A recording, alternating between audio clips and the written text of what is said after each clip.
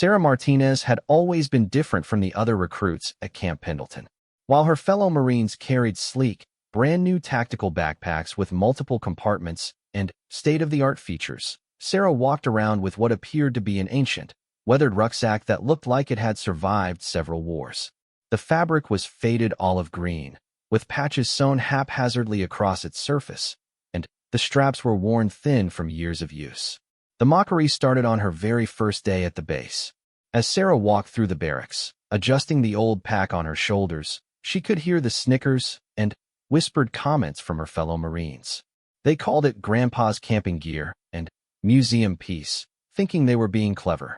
Some of the more outspoken recruits would openly laugh when they saw her approaching, making exaggerated comments about how the military must have been desperate to accept someone who couldn't even afford proper equipment.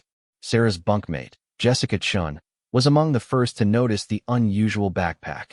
Jessica had grown up in a wealthy family from California and had purchased the most expensive tactical gear she could find before arriving at boot camp. Her backpack alone had cost more than $800, complete with hydration systems, modular attachments, and weather-resistant materials. When she first saw Sarah's worn pack, she couldn't hide her confusion. "Where did you even find that thing?" Jessica asked one evening as they prepared for lights out. "Did you raid your grandfather's attic or something?" Sarah simply smiled and continued organizing her belongings. She had learned long ago not to take offense at such comments. The backpack meant more to her than anyone could possibly understand, and she wasn't about to explain its significance to people who wouldn't appreciate it anyway. The harassment intensified during their first field training exercise. As they prepared for a 3-day survival mission in the wilderness, Drill Sergeant Morrison inspected each recruit's gear. When he reached Sarah, his eyes immediately focused on the old backpack. "Martinez," he barked, his voice echoing across the formation. "What is that piece of junk you're carrying?" "My backpack, sir," Sarah replied, standing at attention. "That's not a backpack, that's a liability," Morrison continued, walking around her in a circle. "Do you think this is some kind of joke? This is the United States Marine Corps, not a Boy Scout camping trip." The other recruits tried to suppress their laughter, but some couldn't help themselves. Sarah could feel the heat of embarrassment rising in her cheeks, but she maintained her composure. She had been through worse than this before. "Sir, the backpack is functional and meets all requirements, sir," she responded firmly. Morrison examined the pack more closely, tugging at the straps and checking the seams. Despite its aged appearance, the backpack was clearly well-maintained and sturdy. The stitching was tight, the zippers worked smoothly, and the frame was solid. He seemed surprised by its condition, but wasn't about to admit it in front of the other recruits. "We'll see how functional it is when you're carrying 60 pounds of gear through 20 miles of rough terrain," he said dismissively before moving on to the next recruit. As they prepared for the exercise, Sarah's fellow Marines continued their commentary. Robert "Tank" Thompson, a large recruit from Texas, made it his personal mission to point out Sarah's backpack whenever possible. "Hey Martinez," Tank called out as they loaded their gear.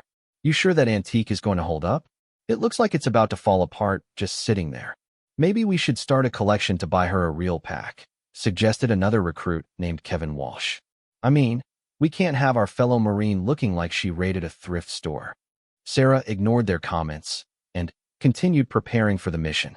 She had packed her gear with the same precision and care that had been drilled into her since childhood. Every item had its place, and every ounce was accounted for. Her father had taught her that proper packing was an art form, and she had practiced it countless times over the years. The field exercise began at dawn. The recruits were loaded into trucks and transported to a remote area of the base where they would spend the next 3 days learning survival techniques and testing their endurance. As they unloaded their gear, Sarah noticed that several recruits were already struggling with the weight of their packs. The expensive tactical gear that had looked so impressive in the barracks was proving to be heavier and more cumbersome than expected. The first day's march covered 12 miles through varied terrain. They started on relatively flat ground, but soon encountered steep hills, dense brush, and rocky paths that tested both their physical conditioning and their equipment. Sarah's old backpack seemed to move with her naturally, its worn straps distributing the weight evenly across her shoulders and back. She had adjusted it perfectly, something she had learned to do instinctively over the years. Meanwhile, several of her fellow recruits were beginning to experience problems with their new gear. Jessica's expensive backpack, while feature-rich, hadn't been properly adjusted, and the hip belt was digging into her waist painfully. Tank's massive pack, loaded with unnecessary gadgets and backup equipment, was throwing off his balance on the uneven terrain. Kevin had purchased a pack that looked impressive but wasn't designed for extended marching, and the shoulder straps were already causing him considerable discomfort. By the time they stopped for their first rest break, Sarah was among the few recruits who weren't experiencing equipment problems. Her breathing was steady, her pace had been consistent, and her backpack showed no signs of wear or failure. She sat down on a fallen log and took a measured drink from her water bottle while watching her fellow Marines struggle with adjustments and complaints. "How are you not dying right now?" Jessica asked, collapsing onto the ground beside her. "That thing looks so uncomfortable, but you're acting like you're on a casual stroll." Sarah looked at her worn backpack and then at Jessica's high-tech gear. "Sometimes old doesn't mean bad," she said simply. Dr. Sergeant Morrison had been watching the recruits carefully throughout the march. He had noticed that several of the Marines with the newest and most expensive gear were struggling, while Sarah, despite her ancient-looking equipment, was performing exceptionally well. It puzzled him, but he wasn't ready to admit that the backpack he had criticized might actually be superior to the modern alternatives. As the exercise continued into the afternoon, the differences became even more pronounced. The recruits had to navigate through thick underbrush, and many of the modern backpacks with their multiple external attachments and protruding features kept getting caught on branches and thorns. Sarah's streamlined pack, despite its age, moved through the vegetation without any problems. The comments from her fellow recruits began to change tone slightly. While they still made jokes about her antique equipment, there was a growing undercurrent of curiosity and even respect. Sarah was clearly outperforming many of them, and her backpack, rather than being a liability, seemed to be giving her an advantage. That evening, as they set up camp, Sarah's methodical approach to unpacking and organizing her gear caught the attention of several recruits. Everything came out of her backpack in a specific order, and she seemed to know exactly where each item was located without having to search for it. Her camping equipment, like her backpack, appeared to be older, but was clearly well-maintained and functional. "Okay, I have to ask," Tank said, approaching Sarah as she set up her shelter. "What's the deal with your gear? It all looks ancient, but you're making the rest of us look like amateurs out here." Sarah paused in her work and looked at the gathered recruits who had come to listen. She could see genuine curiosity in their faces, mixed with a grudging respect for her performance during the day's march. "This gear has been tested," she said simply. "It's proven itself over time. But where did you get it?" Kevin pressed. "I mean, you can't buy stuff like this in stores anymore." Sarah's expression grew more serious, and, for a moment, the recruits thought she might not answer. Finally, she spoke, her voice quiet but clear. "It belonged to my father," she said. "And, before that, it belonged to his father." The mockery stopped abruptly. The recruits exchanged glances, suddenly, realizing that there might be more to Sarah's old backpack than they had assumed. The weight of her words hung in the air as they began to understand that this wasn't just about old gear or family hand-me-downs. Sarah continued setting up her camp, but the atmosphere had changed completely. The recruits who had been making jokes just hours earlier now watched her with new eyes, seeing not just an old backpack, but a piece of history that had earned its place through service and sacrifice. The second day of the field exercise brought new challenges and revelations. As dawn broke over the camp, Sarah was already up and moving with the quiet efficiency that had become her trademark. Her fellow recruits were still struggling with their sleeping gear and morning routines when she had already packed her backpack and was ready for the day's mission. Drill Sergeant Morrison had planned a particularly demanding day. The recruits would be conducting a navigation exercise through unfamiliar terrain, followed by a tactical movement exercise that would test both their physical endurance and their ability to work as a team. The old backpack that had been the source of so much mockery the day before was about to prove its worth in ways that none of them could have imagined. Jessica Chin found herself walking alongside Sarah, as they began the morning march. The previous evening's conversation had left her curious about the history behind Sarah's gear, but she wasn't sure how to broach the subject without seeming intrusive. "Sarah," she finally said as they navigated a particularly rocky section of trail. "Yesterday you mentioned that the backpack belonged to your father. Was he in the military too?" Sarah's pace didn't change, but Jessica noticed a slight tightening around her eyes. "Yes," she replied simply. "Marines. Did he serve recently?" Jessica pressed gently. Sarah was quiet for a long moment, her eyes focused on the path ahead. Finally, she spoke, her voice steady but with an undertone that suggested deeper emotions.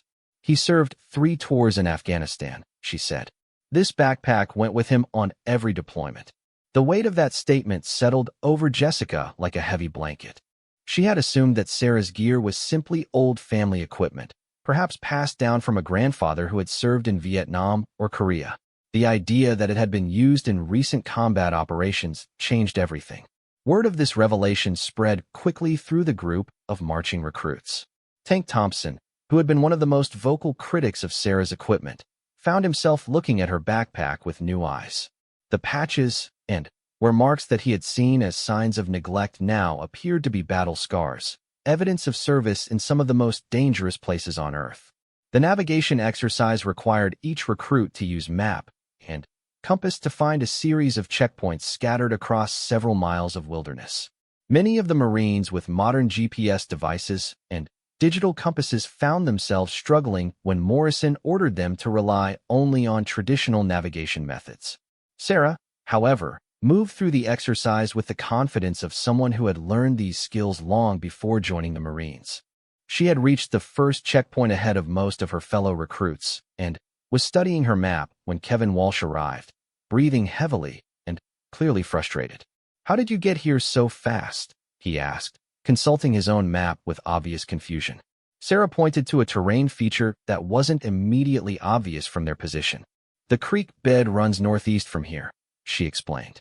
"If you follow the contour lines on the map, you can see where it leads to the next checkpoint." Kevin studied his map more carefully, following Sarah's explanation. "How did you learn to read terrain like that?" "My father taught me," Sarah replied, shouldering her pack. "He said that understanding the land could save your life someday."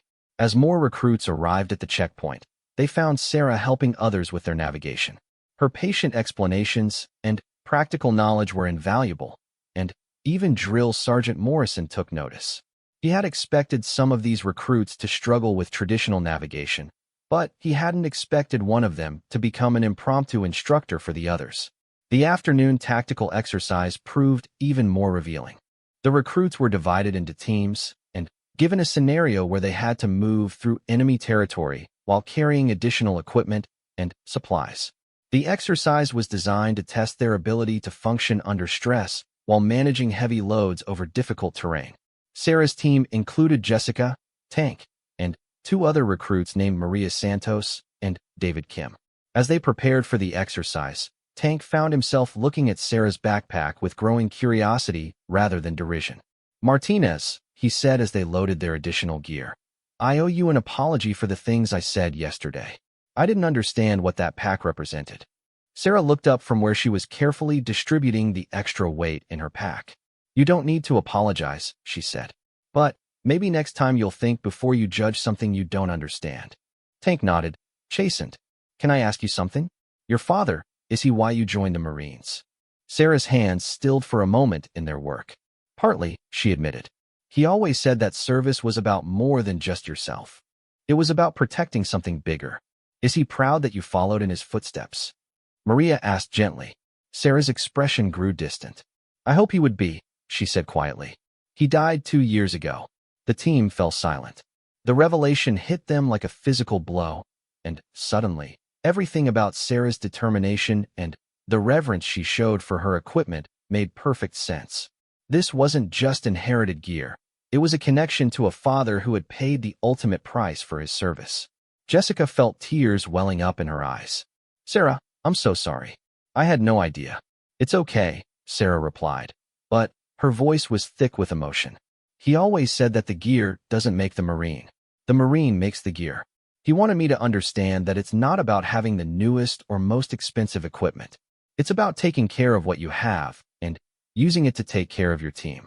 As they began the tactical exercise, Sarah's team found themselves working together with a cohesion that surprised even Morrison. Sarah's experience and knowledge, gained from years of listening to her father's stories and learning his techniques, helped guide the team through the challenges they faced.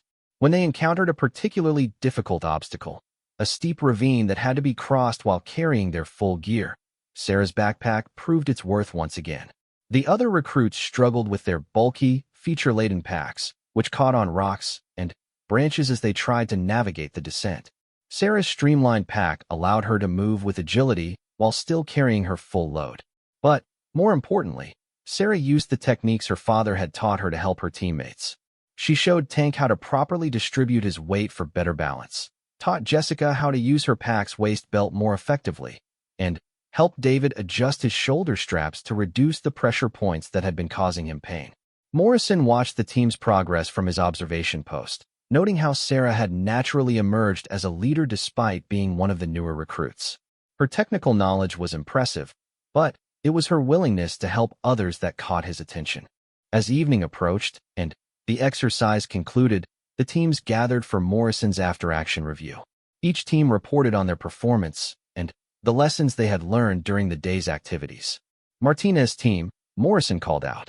Your team completed the exercise ahead of schedule and with all objectives met. What do you attribute your success to? Tank stepped forward to answer. Sir, Martinez taught us that having the best gear doesn't matter if you don't know how to use it properly. She showed us techniques that made our equipment work better and helped us work better as a team. Morrison nodded, his expression thoughtful. And what about you, Martinez? What did you learn today? Sarah stood at attention. Sir, I learned that knowledge is only valuable when it's shared. My father's lessons weren't meant just for me. They were meant to help Marines take care of each other. That evening, as the recruits prepared for their final night in the field, the atmosphere around Sarah had completely changed. The mockery and derision had been replaced by respect and curiosity. Several recruits approached her with questions about techniques and tactics, and she patiently shared what she could. Jessica sat beside Sarah as they ate their field rations. Thank you, she said simply. For what? Sarah asked. For not giving up on us, Jessica replied. Even after the way we treated you yesterday, you still helped us today. I understand now why your father's gear is so important to you. Sarah looked at her worn backpack, its patches and scars visible in the firelight. This pack has been to places I've never been and seen things I can't imagine, she said. But carrying it reminds me every day of the responsibility that comes with wearing this uniform. As the recruits settled in for the night, there was a new understanding among them. They had learned that true military bearing wasn't about having the most expensive equipment or looking the most impressive. It was about competence, dedication, and the willingness to put the mission and the team above personal pride. The old backpack that had seemed so out of place among the modern gear now appeared to be exactly where it belonged, carried by a Marine who understood its history and was determined to honor its legacy. The final day of the field exercise dawned gray and overcast, with a steady drizzle that promised to test both the recruits and their equipment in ways they hadn't anticipated. As Sarah emerged from her shelter, she noticed that many of her fellow Marines were already struggling with gear that wasn't performing well in the wet conditions. Modern synthetic materials that had looked impressive in dry weather were proving less reliable when faced with sustained moisture. Sarah's old backpack, however, seemed unaffected by the rain. The aged canvas material actually appeared to be shedding water more effectively than many of the newer packs, and the wax treatment that had been applied and reapplied over years of use was proving its worth. Drill Sergeant Morrison had planned the most challenging exercise for the final day. The recruits would be conducting a combat simulation that would require them to move quickly and quietly through difficult terrain while carrying full combat loads. The exercise would culminate in a tactical problem that would test everything they had learned during their time at Camp Pendleton. As the recruits prepared for the exercise, Morrison pulled Sarah aside. The conversation that followed would change everything. Martinez, Morrison said, his voice unusually quiet. I need to ask you about your backpack. Yesterday you mentioned it belonged to your father. Can you tell me more about his service? Sarah stood at attention, but Morrison gestured for her to relax. Sir, my father was Gunnery Sergeant Michael Martinez. He served with 3rd Battalion, 5th Marines. 3 tours in Afghanistan between 2010 and 2014. Morrison's expression changed dramatically. The color seemed to drain from his face, and, for a moment, he appeared to be struggling with some internal conflict. Gunnery Sergeant Martinez, he repeated slowly. Operation Enduring Freedom. 3rd Battalion, 5th Marines. Yes, sir, Sarah confirmed, wondering at Morrison's reaction. Morrison was quiet for a long moment, staring at Sarah's backpack as if seeing it for the first time. Finally, he spoke again, his voice thick with emotion. I served with your father, he said quietly. We were in the same company during his 2nd deployment. 2012, Helmand Province. Sarah's eyes widened in shock. The coincidence seemed impossible, but Morrison's reaction was genuine and unmistakable. You knew my father? She asked, her voice barely above a whisper. Morrison nodded slowly. Mike Martinez was one of the finest Marines I ever served with. And that backpack. He paused, pointing to the worn pack. I remember that backpack. He never went anywhere without it. The drill sergeant's tough exterior cracked for just a moment, revealing the deep respect and affection he had held for Sarah's father. He used to joke that the pack was his good luck charm. Said it had kept him alive through more firefights than he could count. Sarah felt tears welling up in her eyes. To hear someone who had served with her father speak of him with such respect and recognition was overwhelming. Sir, she managed, he never mentioned your name, but he talked about his brothers in arms all the time. He said they were the finest people he'd ever known. Morrison looked at the other recruits who were preparing for the day's exercise, completely unaware of the emotional conversation taking place just a few yards away. Your father saved my life, Morrison said suddenly. August 15th, 2012. We were on patrol in a village outside Marja when we came under fire. IED took out the lead vehicle, and we were pinned down by sniper fire from the surrounding buildings. Sarah listened intently as Morrison continued his story, painting a picture of her father that was both familiar and new. Mike was carrying that same backpack, and he used it to shield a wounded Marine while we waited for medevac. Took shrapnel in his shoulder, but he never left that Marine's side. The pack probably saved both their lives. Morrison reached out and touched one of the patches on Sarah's backpack. That patch there, the faded one on the right side. I remember when he sewed that on.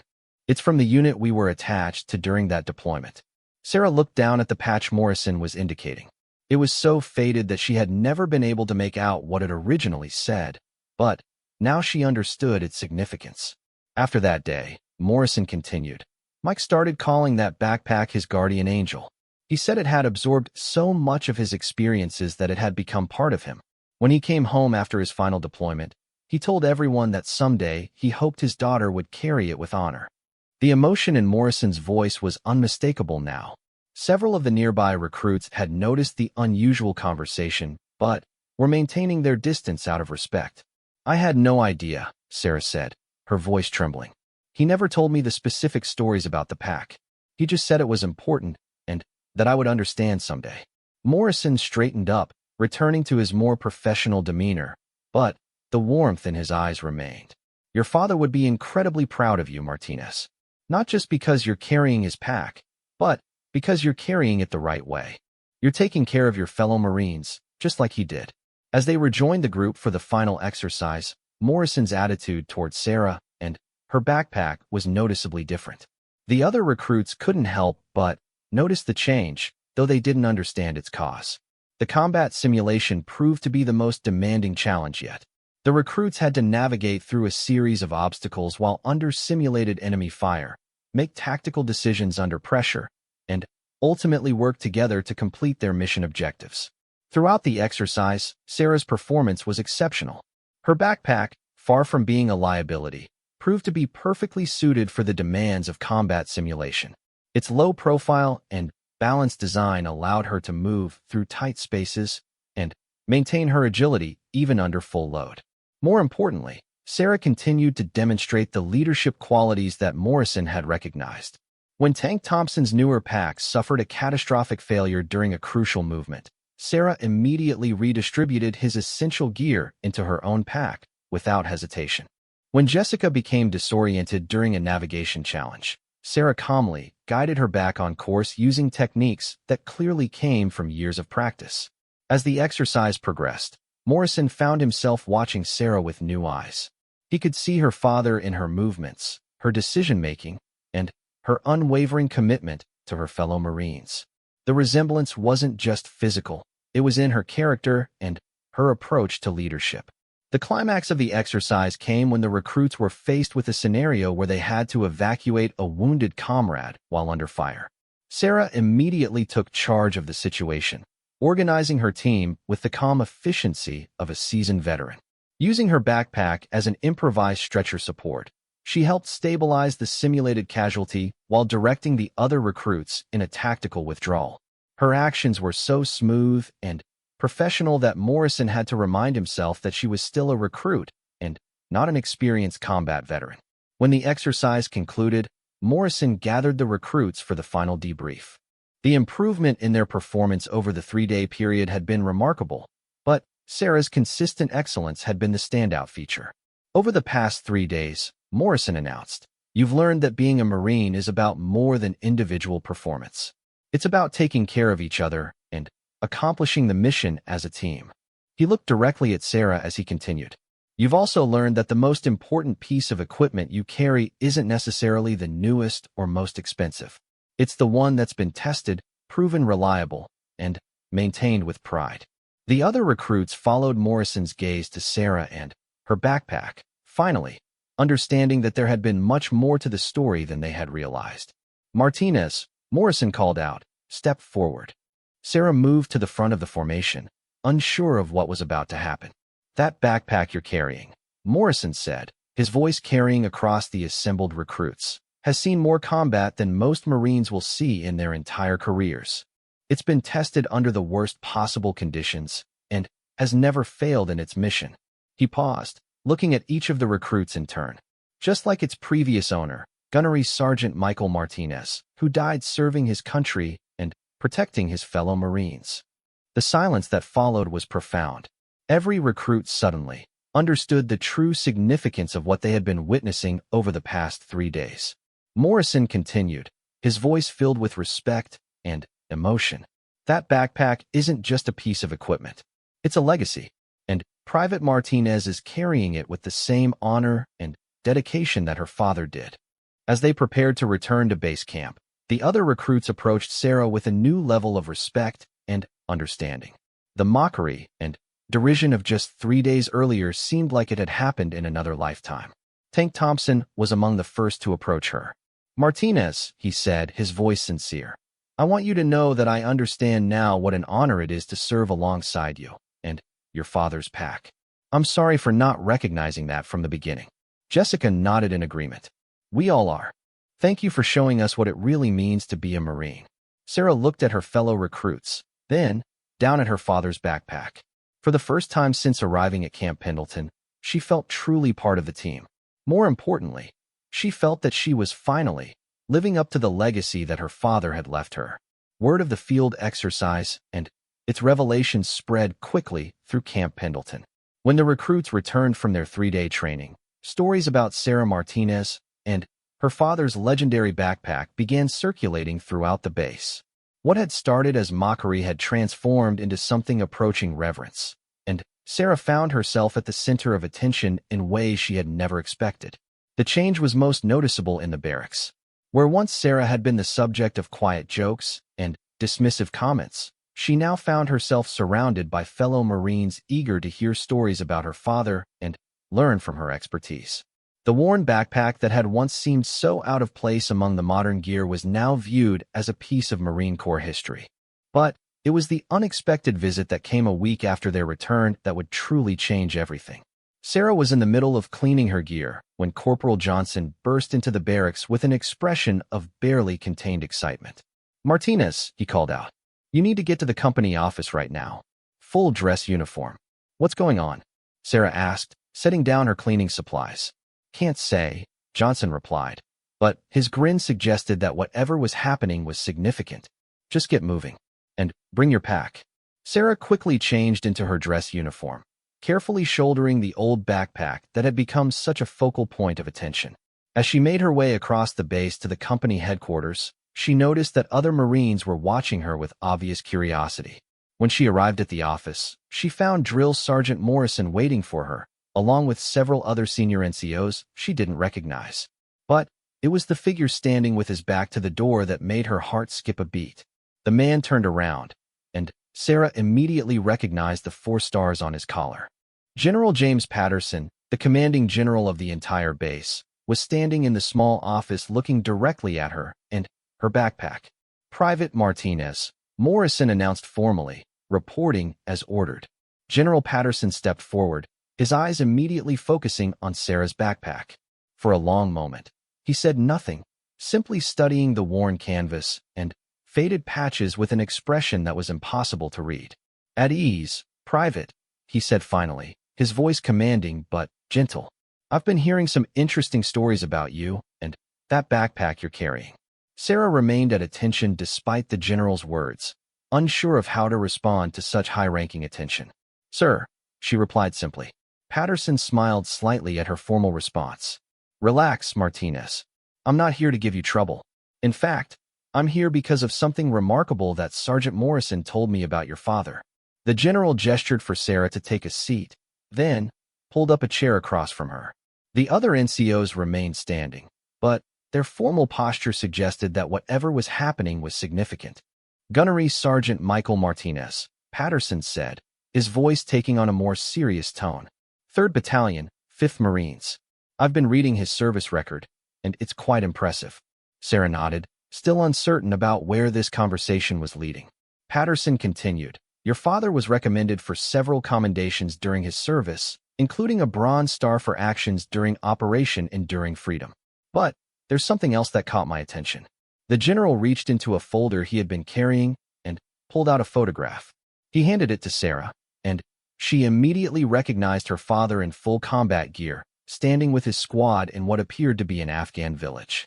"This photograph was taken 3 days before your father's final mission," Patterson explained. "The mission where he made the ultimate sacrifice for his country and his fellow Marines." Sarah studied the photograph, noting that her father was indeed wearing the same backpack she now carried. In the image, it looked exactly as it did now, worn, patched, but clearly well-maintained and reliable. "What you may not know," Patterson continued, "is that your father's actions during that final mission saved the lives of 6 Marines and prevented a significant tactical disaster. He used his knowledge of the terrain and his experience to guide his unit out of an ambush that could have resulted in much higher casualties." The general paused, allowing the weight of his words to settle. "The backpack you're carrying was with him during that mission. It contains gear and supplies that helped keep his team alive during a fighting withdrawal that lasted over 8 hours. Sarah felt tears welling up in her eyes as she listened to details about her father's final mission that she had never heard before.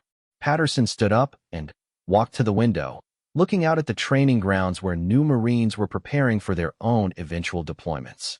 "After hearing about your performance during the field exercise and learning about the connection between you and Sergeant Morrison, I decided that there was something you needed to know about your father's legacy."